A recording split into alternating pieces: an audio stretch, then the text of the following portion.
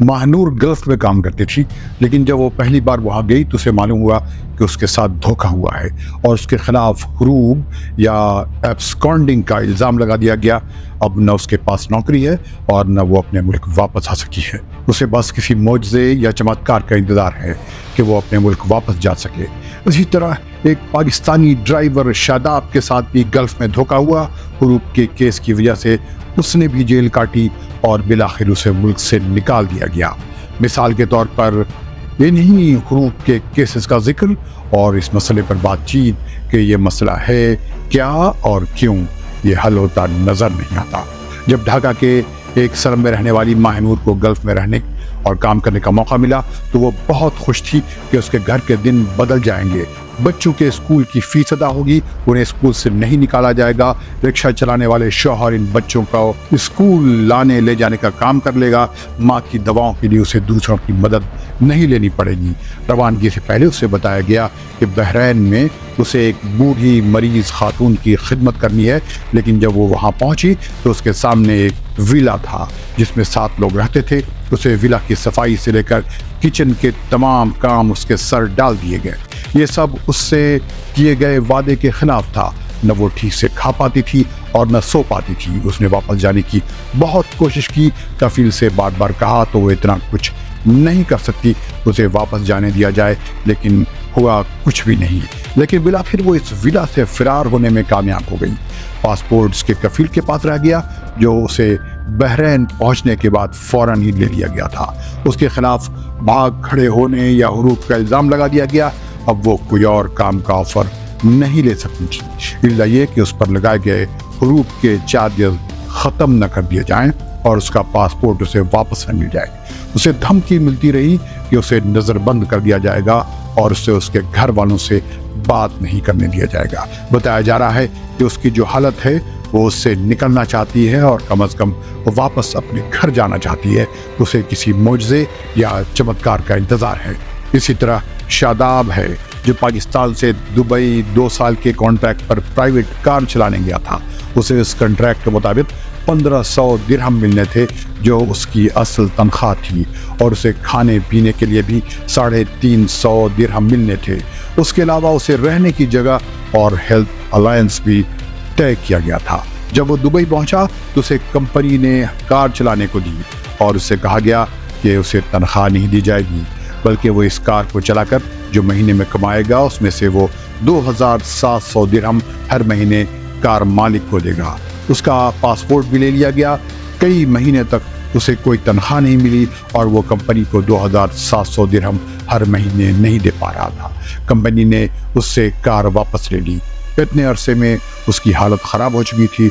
उसे अचानक SMS मिला जिसमें कहा गया कि उस पर हुरूब या एब्सकॉन्डिंग होने का इल्ज़ाम लगाया गया है। शादाब को अंग्रेज़ी के बस चंद अल्फाज ही आते थे और इतने दिनों में उसने अरबी के भी कुछ कारामद जुमले ही सीखे थे। अब उसे UAE के कई सरकारी महकमों का सामना करना पड़ा था और ख़ुद को बेकसूर साबित करना था ताकि उसे NOC मिल सके और वो दूसरा कफील ढूंढ सके। लेकिन उसकी बात को अरबी में इन महकमों के सामने पेश करने के लिए कोई इंटरप्रेटर नहीं मिला, तो वो अपने आप को बेकसूर साबित करने की पहली कोशिश में नाकाम रहा। लेकिन दूसरी बार कुछ दोस्त सामने आ गए, लेकिन इसी दौरान वो शदीद बीमार पड़ गया। उसे अस्पताल में दाखिल किया गया, लेकिन जब ये पता चला कि उसके पास हेल्थ केयर की सहूलत नहीं है तो उसे सीधा जेल भेज दिया गया। उसके चंद दिनों के बाद उसे वापस पाकिस्तान जाना पड़ा। हमने ये जो 2 मिसालें दी हैं उनमें अपने नाम और जगह तब्दील कर दिए है कि कहीं के लिए मुश्किलात बढ़ न जाएं। ऐसे वाक़यात भारतीयों के साथ भी कभी भी पेश आते हैं। हुरूब का कानून क्या है और उसके क्या केसेस हैं जिसने न जाने कितने माइग्रेंट वर्कर्स की ज़िंदगियां मुश्किल कर रखी हैं। उस पर बात करने से पहले अगर आपने अब तक ये चैनल सब्सक्राइब नहीं किया है तो इसे सब्सक्राइब करने और बेल आइकन को क्लिक करना न भूलें ताकि आपको हर नए वीडियो का नोटिफिकेशन वक्त पर मिलता रहे।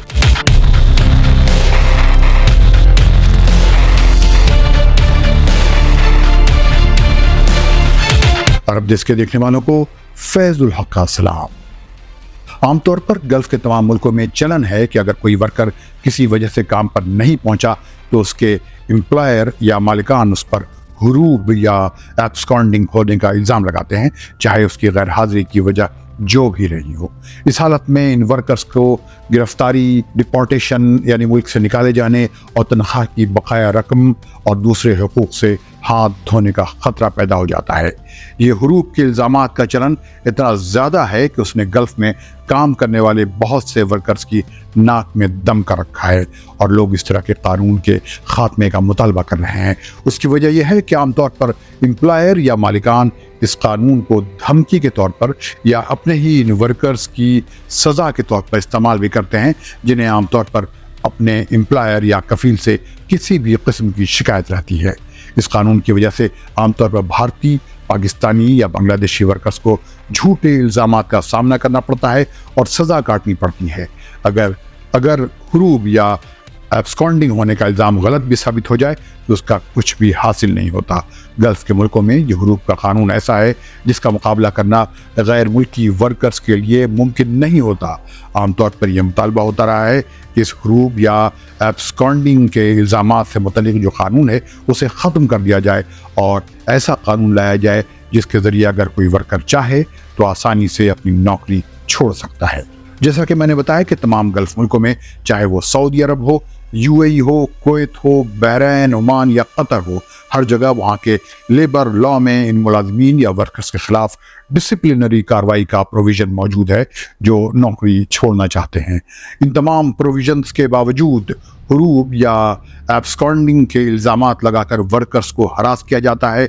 ऐसा नहीं कि गल्फ़ की हुकूमतों को पता नहीं है कि हुरूब के कानून का इस्तेमाल इन मुल्कों में आमतौर पर वर्कर्स को एक्सप्लॉइट करने के लिए किया जाता है, लेकिन शायद ही कभी ऐसा होता हो कि इन एम्प्लॉयर्स या कफील के ख़िलाफ़ इस हरकत के लिए कोई कार्रवाई होती हो जो अपने वर्कर्स के ख़िलाफ़ हुरूब या एब्सकॉन्डिंग होने का गलत इल्ज़ाम लगाते हैं।